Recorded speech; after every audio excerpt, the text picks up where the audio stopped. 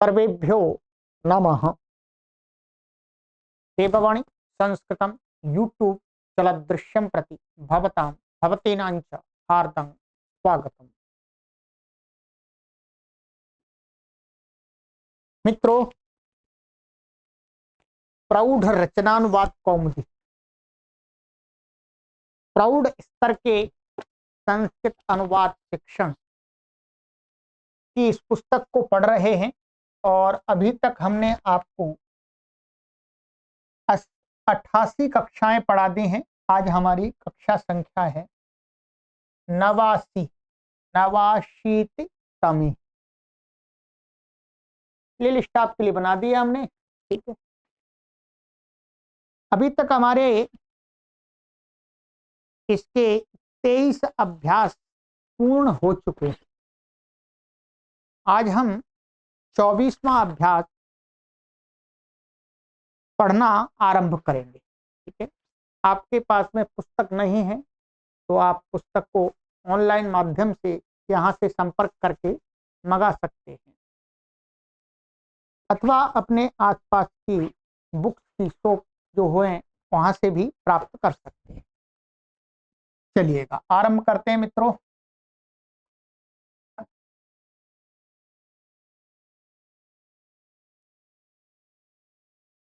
अभ्यास 24, ठीक है।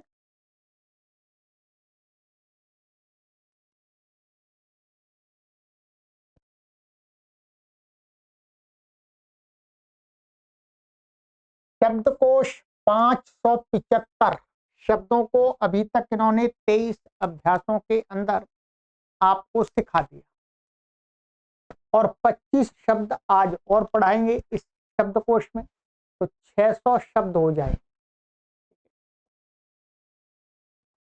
चलिएगा, क विभाग में ये बताते हैं वाणिज्य, वैश्य। वाणिज्य का अर्थ होता है वैश्य, ध्यान रखेंगे। वैश्य का अर्थ होता है जो बिजनेसमैन, आज की भाषा में कहेंगे तो बिजनेसमैन कहेंगे। और वृत्ति ही, ये स्त्रीलिंग शब्द है, इसका अर्थ होता है जीविका, रोजी रोटी। और वाणिज्यम, व्यापार। ऋणम, कर्ज होता है। कर्ज को क्या बोलते हैं संस्कृत में? ऋणम।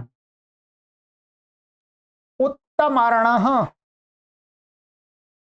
उत्तमार्णः का अर्थ होता है जो कर्ज देने वाला व्यक्ति। ध्यान रखेंगे, कौन है? कर्ज देने वाला व्यक्ति, ठीक है। कर्ज देने वाला जो होता है उत्तमार्णः होता है। अधमार्णः, कर्ज लेने वाला, जो कर्ज लेता है उसको बोलते हैं अधमार्ण। कुसीदम, सूद। सूद माने इंटरेस्ट, ब्याज। कुसीदिकः, साहूकार। कुसीदिका माने जो ब्याज लेने का काम करता है। पहले साहूकार लोग ही लोगों को माने पैसा देते थे ब्याज पे ठीक है। तो आज के समय में तो कुसीदिका जो ब्याज पर पैसा दे दे वो कुसीदिका हो गया। कुसीद वृत्ति,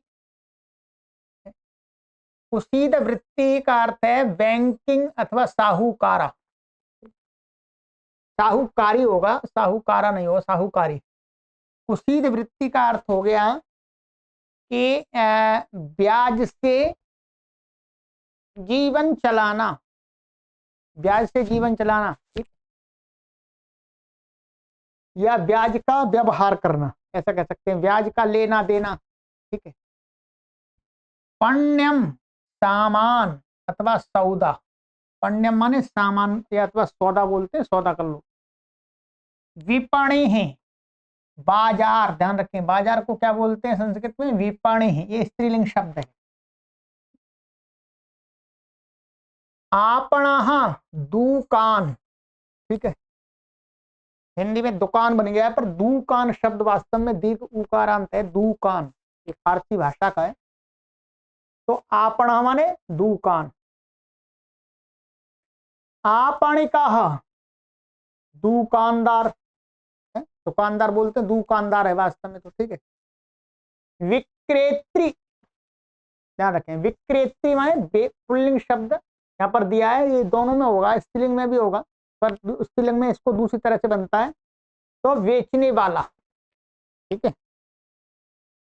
ग्राहक, ग्राहक, ग्राहक नहीं, ग्राहक भी बोलते हैं, ग्राहक वाले बोलेंगे, ग्राहक कस्टमर अथवा लेने वाला, एक ही बात है।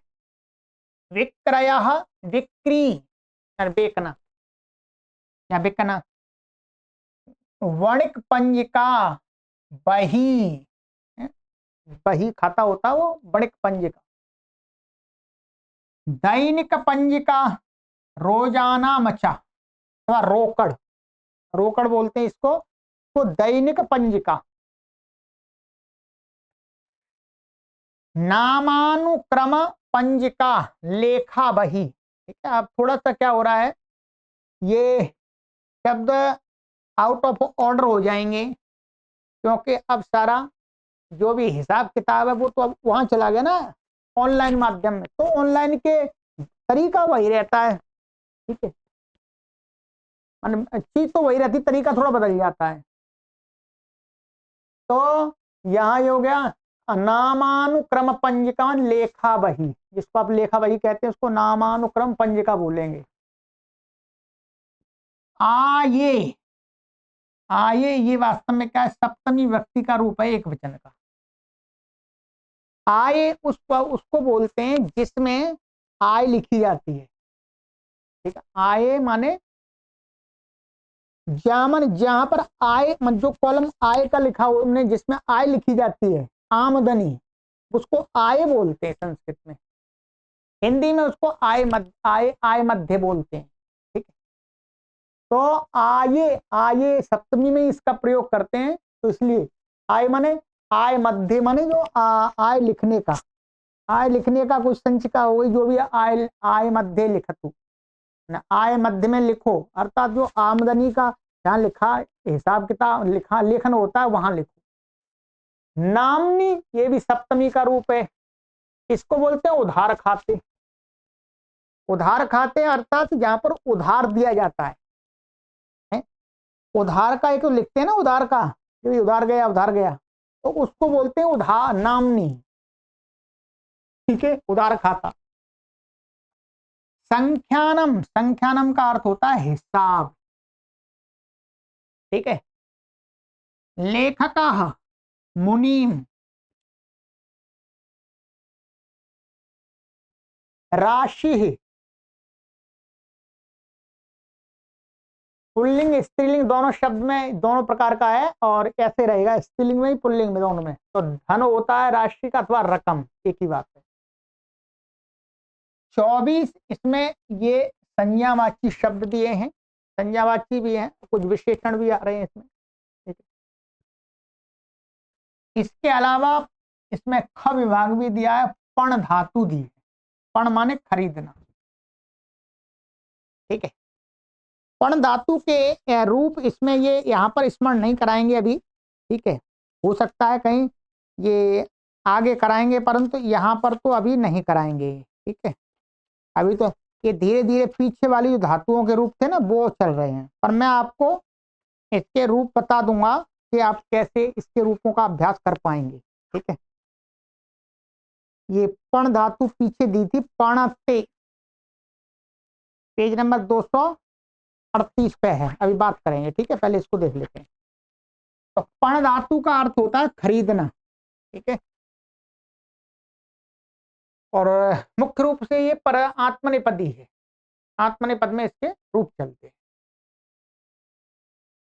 तो ये तो आपको जो याद कर सकते हैं उतना कर लीजिएगा, बाकी आपके दिमाग से एक बार ये शब्द निकल जाने चाहिए, अच्छा इसके लिए, ठीक है। याद रख सकते हैं, बढ़िया। नहीं तो जब कभी आपको जरूरत पड़े तो आप यहाँ देख के लिख सकते हैं पुस्तक में। चलिए ये हो गया। अब है इसमें व्याकरण का पाठ। व्याकरण के पाठ में ये आपको सिखाएंगे गो शब्द के रूप, अस धातु के रूप और द्वंद्व समास। अब अंतिम समास बचा हुआ है समास प्रकरण में वास्तव में, तो द्वंद्व समास पढ़ेंगे। तो सबसे पहले हम देखते हैं यहाँ पर गो शब्द के पूरे रूप स्मरण करो, ये डॉक्टर कपिल देव जी महाराज जी कह रहे हैं। इसमें क्या होगा, इसमें ये होगा मित्रों कि आपको गो शब्द के रूप वैसे हमने प्रारंभिक रचनानुवाद कौमुदी में भी करा दिए और रचनानुवाद कौमुदी में करा दिए, याद है। फिर भी ये कह रहे हैं तो एक बार इसकी आवृत्ति करनी है। पीछे दिया है ये देखेंगे, देखो शब्द रूप 14 मैं आपको यहाँ पर दिखा देता हूँ। गो शब्द के रूपों का अभ्यास करा देता हूँ आपकी सुविधा के लिए, ठीक है, बाकी आपको याद है पहले से, ठीक है। ये तो गौ गौ माता है हमारी है, तो इसका गौ शब्द का तो रूप याद कर ही लेना चाहिए। आइएगा, गो शब्द है मूल वास्तव में, ठीक है। इसका अर्थ बैल भी होता है गाय भी होता है, दोनों अर्थ होते हैं।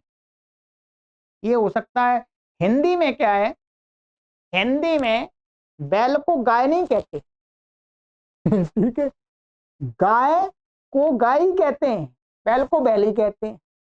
संस्कृत में जो गो शब्द है उसका अर्थ बैल भी है और गाय भी है, दोनों है, मेल फीमेल दोनों आ जाते हैं, कुल मिलाकर के अर्थ है। इतना अंतर है हिंदी से, ध्यान रखेंगे। हिंदी में गौ शब्द का जो अर्थ गाय था वो हिंदी में आ गया पूरा का पूरा, बैल अर्थ हट गया। ये तो भाषा के इस प्रवाह में चलता है, कुछ हटता है कुछ जुड़ता है। आइएगा, अभ्यास करा देता हूं मैं, बोलिए। ये प्रथमा विभक्ति द्वितीय तृतीय चतुर्थी पंचमी षष्ठी सप्तमी और संबोधन।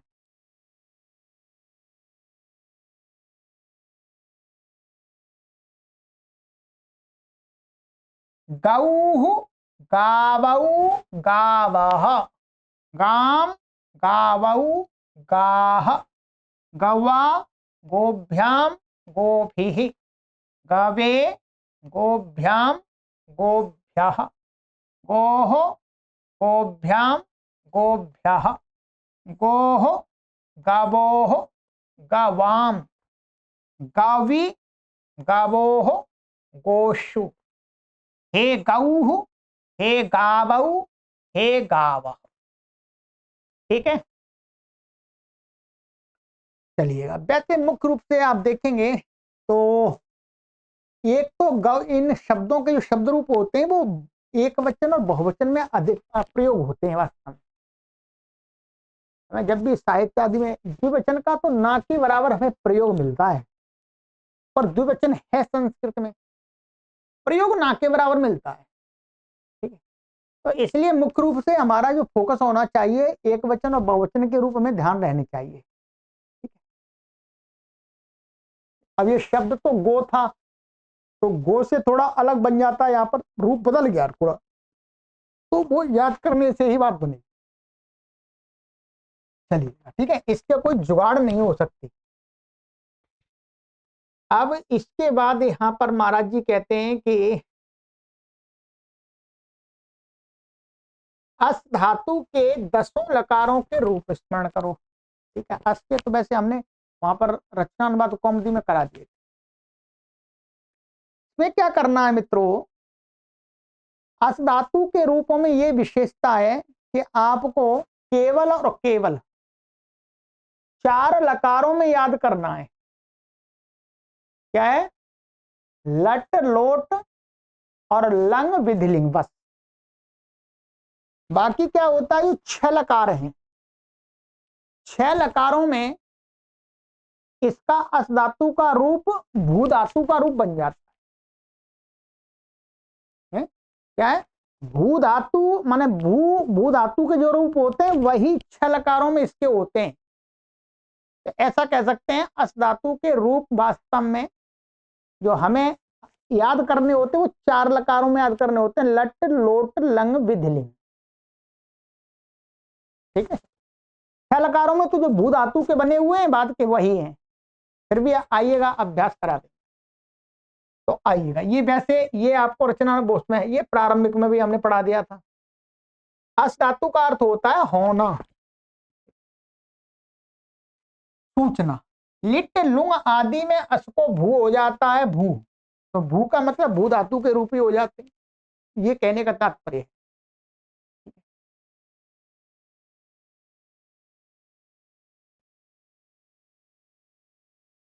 लट अस्ति ताह संति, अस्ति थाह था, अस्मि स्वाहा स्माहा।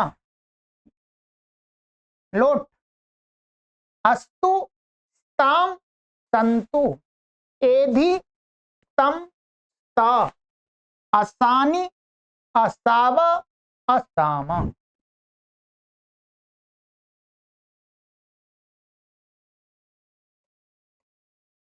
लंग आसीत आस्ताम आसन, आसी आस्तम आस्त, आसम आस्व आस्म। ठीक है, चलिए। विधलिंग स्यात स्याताम स्युः, स्याह स्यातम स्यात, श्याम श्याव श्याम। ठीक है, अब भू के तुल्य चलेंगे। वही ये देखिएगा, लिट लकार में भविष्यति भविष्यतः भविष्यन्ति, भविष्यसि भविष्यतः भविष्यत, भविष्यामि भविष्यावः भविष्यामि। लुट लकार भविता भवितारौ भवितारः, भवितासि भवितास्थः भवितास्थ, भवितास्मि भवितास्वः भवितास्मः। आशीलिंग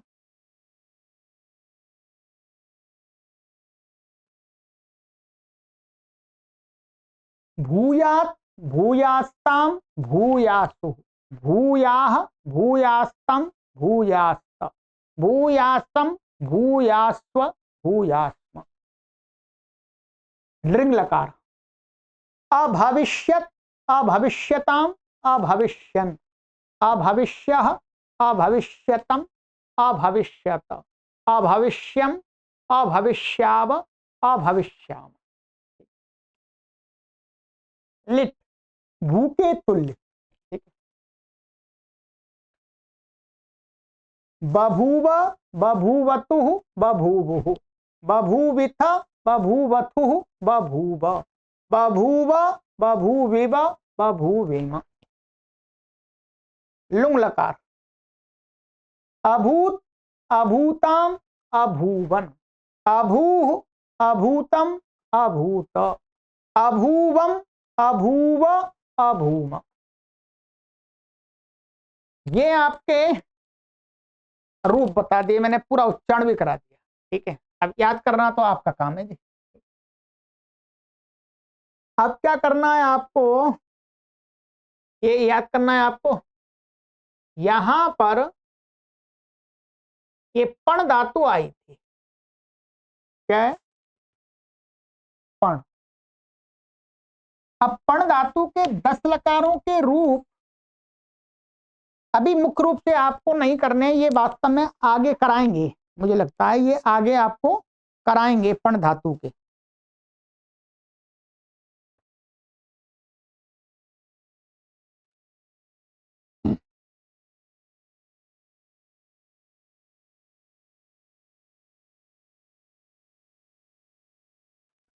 यहाँ पीछे 200 ये दिया था,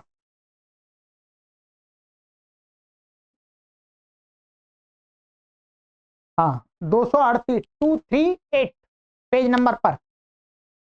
पण माने खरीदना, यही था अर्थ। यहाँ पीछे आपको मैं 5 लकारों में करा देता हूं, बाकी 5 में अभी जरूरत नहीं है इसकी। ठीक है, देखिए एक तो लट लोट लंग विधिलिंग और लिट लकार, इनका कर लेंगे, काम चल जाएगा। आत्मनेपद में है ये तो लट लकार में बनता है इसका पणते, तो पणते, पणेते, पणन्ते, पणसे, पणेथे, पणध्वे, पणे, पणावहे, पणामहे। और फिर लोट लकार पणताम, पणेताम, पणन्ताम, पणस्व, पणेथाम, पणध्वम, पणई, पणावहै, पणामहै। लंग अपणत, अपणेताम, अपणन्त, अपणथाः, अपणेथाम, अपणध्वम, अपणे, अपणावहि, अपणामहि। विधिलिंग पणेत, पणेयाताम, पणेरन, पणेथाः, पणेयाथाम, पणेध्वम, पणे, पाणेय, पाणेवहि, पाणेमहि। ठीक है। लिट लकार, लिट लकार में पणिष्यते, पणिष्येते, पणिष्यन्ते, पणिष्यसे, पणिष्येथे, पणिष्यध्वे, पणिष्ये, पणिष्यावहे, पणिष्यामहे। ठीक है, चलिए ये हो गया। और बस बाकी तो आप आराम से कर लीजिएगा, कोई दिक्कत नहीं, परेशानी नहीं है। इसमें लिखा हुआ है वैसे तो, परंतु मुझे आवश्यकता उसकी लगती नहीं है। ठीक है, इसलिए मैं करा नहीं रहा आपको, उसमें कर लीजिएगा। बाकी आपको फिर जो लघु सिद्धांत में आपको पढ़ा रहे हैं वहां पर रूप का अभ्यास कराना, वहां से कर सकते हैं। ये हो गया, तो आज इतना ही करेंगे आप। ठीक है,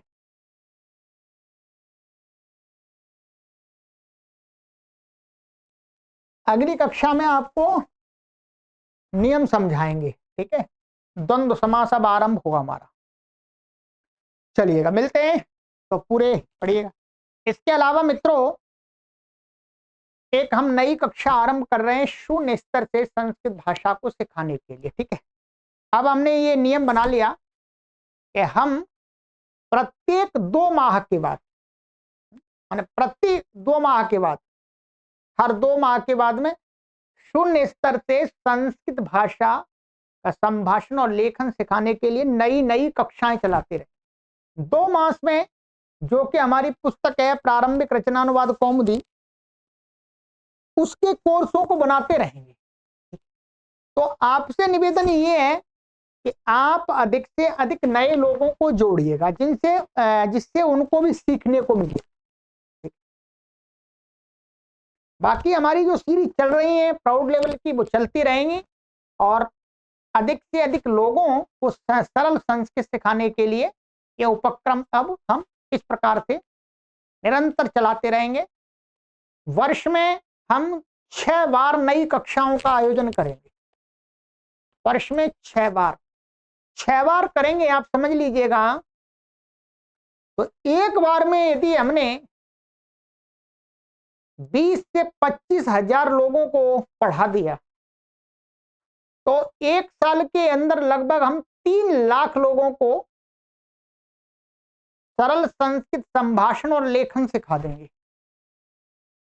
ये हमारी बहुत बड़ी उपलब्धि होगी। हमारा जो करोड़ का लक्ष्य है वो पूरा होगा जल्दी से। तो 1 साल में हम प्रति वर्ष 3 लाख नए लोगों को संस्कृत सिखाएंगे, और धीरे धीरे संख्या बढ़ती जाएगी। पहले वर्ष में हम 3 लाख सिखाएंगे, तो अगले वर्ष में हमारी संख्या बढ़कर के 4-5 लाख भी हो जाएगी। कुछ लोगों की कमी तो नहीं है। यहाँ तो अरबों की संख्या में लोग भरे पड़े हैं भारत देश के अंदर। लोगों की कमी नहीं है। ठीक है, और पढ़ाने वाले हमारी भी कमी नहीं है, हम अकेले करोड़ों लोगों को पढ़ाने में समर्थ हैं। ठीक, चलिएगा, टेक्नोलॉजी का भरपूर लाभ लीजिएगा, हम तो भरपूर लाभ ले रहे हैं। सर्वेभ्यो नमः।